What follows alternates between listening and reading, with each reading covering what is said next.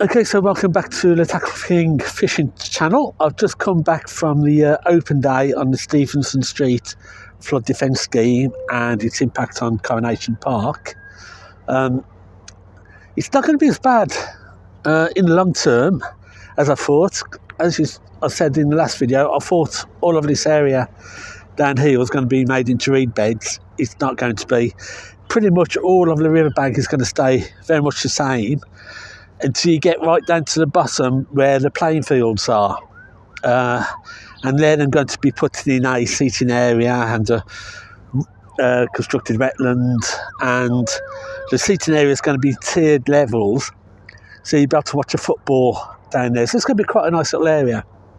But up at the top here, it's mainly just going to be widening up this bund that I'm walking across, and it's going to be made into a nice track, so access for buggies and the like is going to be a lot easier to do. Wheelchairs, mobility scooters and stuff like that. Now at the top where you've got the old kissing gate, that's going to be made into a wider one, and there's going to be radar key on it, and about halfway down here there's going to be a couple of ramps, and that's going to take you down to the riverbank, where you're going to be able to go onto viewing platform to look at the wildlife and that. And it's only down at the bottom end that there's going to be that sheet metal fencing. Up at the top it's going to be pretty much the same. It's just going to be better quality, refurbished, and a nicer path to walk along or push a wheelchair or pram or scooter or something like that.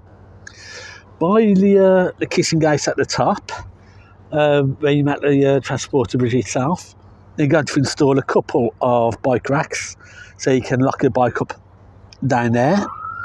So that's quite good. Access down to the river is not going to change really. You'll still have that little slope. It might be made a little bit better and have a better access down to there. But there's not going to be any reed beds until it's round the bend, you know. It's going to be right round the bend down the bottom there and a little bit further on. And it's where the football pitches are. That's where they're going to do most of the construction work and most of the aesthetic work.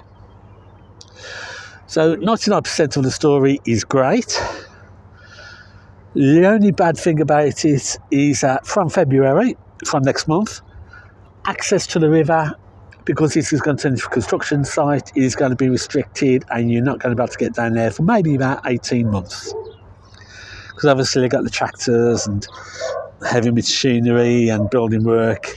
So this right of way that I'm on, which runs along the top of the bund, this sort of bund trackway, is a right of way, and it's been diverted out and around away from the river. So you're not going to be able to get down onto the river from February for about 18 months. But once the work's done, it's going to look really nice. It's going to get easier to go down to the various parts of the river. A couple of ramps down to the river. And the riverbank's going to pretty much stay the same. Now, because most of the work is quite far back from the river, I don't know, probably talking 50, 60 yards from the river, they don't think there's going to be any major disturbance to the fish in the river. From the vibrations and the building work and stuff. In the plans and the risk assessment, I think fish are going to be okay. It's not going to impact them at all. So that's it.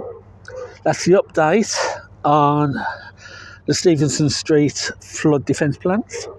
It's going to look nicer. It's going to be easier access. There's going to be cycle racks to lock your bike up, and it's going to be mobility access along the bund. Down to the river is not going to be a problem. It's going to pretty much stay the same as it is.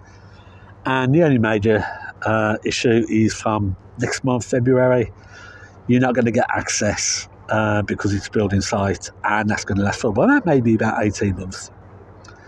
So that's the update. I'm going to continue on with this video in a little bit when I get back home, because I want to sort of propose a possibility of setting up a fishing group, a tidal River Usk fishing group in Newport. I've got lots of experience of fundraising. I've raised millions of pounds for the wildlife trusts over my years. mainly from Europe and lottery funding and stuff like that. I've also raised quite a bit of money for local community groups.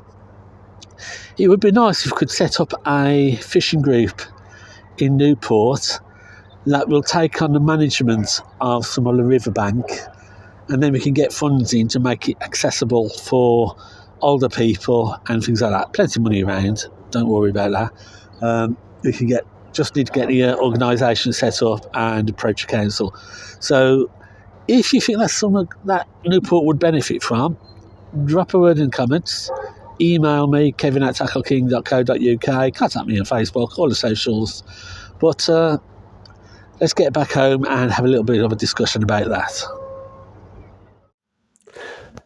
Okay, so I'm back. So this is a big question I want to ask is, does Newport need a more active and lobbying type of sea fishing club? I know there's a sea fishing club in Newport, but I think it's very much a social rather than a lobbying or a political or a more active type of club. I don't know, maybe I'm wrong, but I don't see that. I just see what I see on Facebook page.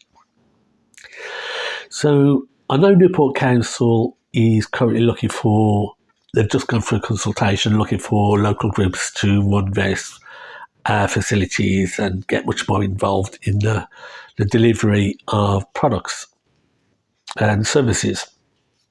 So is there an opportunity for a more active and lobbying type of fishing club to go out and actually manage some riverbank in Newport and raise funds for making it more mobility accessible, disabled accessible, putting on events for social exclusion and stuff like that? I don't know. It will certainly be well worth looking at, but I'd like to know your thoughts on that. You know, is it something Newport needs? Okay, so that's it. Just leave some comments and let me know if you want to get involved in something like that. Then please get in touch using my social media, email, and let me know. I'd certainly like to have a chat about that. So that's it for today. And just a quick recap on Coronation Park will be closed for fishing for about 18 months from February, sometime when they start doing the vegetation clearance on a new flood defence scheme.